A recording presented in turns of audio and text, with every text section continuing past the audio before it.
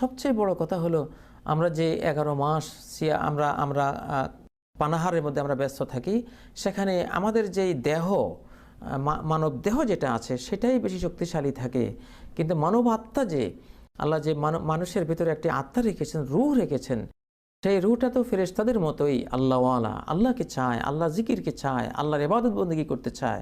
কিন্তু 11টি মাস তো সেই জিনিসটি আমাদের দুর্বল থাকে।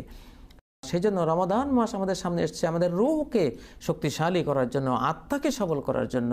এই জন্য অন্তত এই একটি মাস আমরা আমাদের বডিকে বলে দেব যে আমার দেহ 11টি মাস তোমার সেবা দিয়েছি, একটি মাস আমি আত্মার সেবা করব, আমার আত্মাকে আমি শক্তিশালী করব, আল্লাহর সাথে আমার সম্পর্ককে আমি শক্তিশালী করব।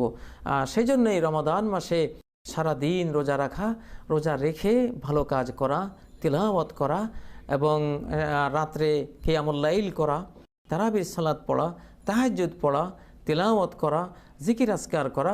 নবী সাল্লাল্লাহু আলাইহি সাল্লাম বলতেন যে রমাদান যখন আসে তখন 4টা কাজ তোমরা অনেক বেশি বেশি করো। ফাস্তাকসিরু মিন আরবাআতি খিসাল, 4টা কাজ বেশি করবে। খাসলাতানি তুরদুনা বিহিমা রাব্বাকুম, দুটো জিনিস দিয়ে তোমরা তোমাদের রবকে খুশি করবে। ও খাসলাতানি লা বুদ্দা লাকুম মিনহা, আর দুটো জিনিস আছে যেটা তোমাদের প্রত্যেকের জন্য অত্যন্ত জরুরি। সে 4টি জিনিস হলো শাহাদাতু আল্লা ইলাহা ইল্লাল্লাহ, তোমরা বেশি বেশি আশহাদু আল্লা ইলাহা ইল্লাল্লাহ পড়বে, আর কি ওয়াল ইস্তেগফার, বেশি বেশি আল্লাহর কাছে ইস্তেগফার করবে, আস্তাগফিরুল্লাহ আস্তাগফিরুল্লাহ। রমজানের দিনের বেলায় এই কালেমায়ে শাহাদা আর ইস্তেগফার যে যত বেশি পারি এটা যাতে আমরা পড়ি। একদিকে তাওহীদের স্বীকৃতির মাধ্যমে রহমতের দুয়ারগুলো খুলে যাবে, অপরদিকে ইস্তেগফারের মাধ্যমে আযাবের দরজাগুলো বন্ধ হয়ে যাবে। এমনিতে তো জান্নাতের দুয়ারগুলো আল্লাহ খুলে রেখেছেন, জাহান্নামের দুয়ারগুলো বন্ধ রেখেছেন। এই বন্ধ রাখার খোলার তো মেসেজ এটাই যে জান্নাতে প্রবেশ করো, জাহান্নাম থেকে বাঁচার চেষ্টা করো।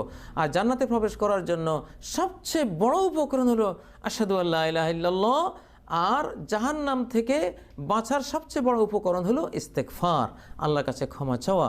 যেমন আল্লাহ বলেছেন ওমা কানাল্লাহু লিয়ুআযিবাহুম ওয়া আনতা ফীহিম ওমা কানাল্লাহু মুআযিবাহুম ওয়া হুম ইস্তাগফিরুন, হে নবী তুমি তাদের মাঝে তুমি আছো, সেজন্য আল্লাহ তাদেরকে শাস্তি দেবেন না। এবং তেমনিভাবে তারা ইস্তেগফার করছে যতক্ষণ, আল্লাহ ততক্ষণও তাদেরকে শাস্তি দেবেন না, আযাব দেবেন না।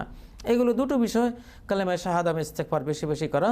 আর দুটো বিষয় হলো যে দুটো বিষয় আমাদের প্রত্যেকের জন্য প্রয়োজন, সে দুটো বিষয় হলো তাসআলুনাল্লাহাল জান্নাহ ওয়া তাউযুনা বিহি মিনান নার, আল্লাহর কাছে জান্নাত চাইবে এবং জাহান্নাম থেকে মুক্তি চাইবে। তাহলে দিনের বেলায় 4টি কাজ বেশি বেশি আমরা করব, খুব বেশি করে আল্লাহর কাছে জান্নাত চাইব। আল্লাহর কাছে না চাইলে তো আল্লাহ রাগ হন। মান লাম ইয়াসআলিল্লাহ ইয়াগদাব আলাইহি, নবীজি বলছেন যে ব্যক্তি আল্লাহর কাছে চায় না আল্লাহ তার উপরে রাগ হয়ে যান। তাহলে যে ব্যক্তি চায় অবশ্যই আল্লাহ তার উপরে খুশি হন। তাহলে আল্লাহর কাছে জান্নাত চাইতে হবে, জাহান্নাম থেকে মুক্তি চাইতে হবে।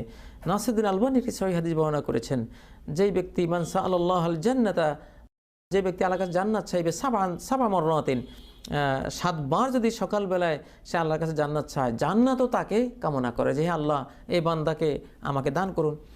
ঠিক তেমনিভাবে যে ব্যক্তি সকালবেলায় 7 বার জাহান্নাম থেকে মুক্তি চায়, জাহান্নামও তার থেকে মুক্তি চায়। অতএব কমপক্ষে সকালে 7 বার আল্লাহর কাছে জান্নাত কামনা করা এবং জাহান্নাম থেকে মুক্তি কামনা করা, এটা আমাদের প্রত্যেকেরই উচিত।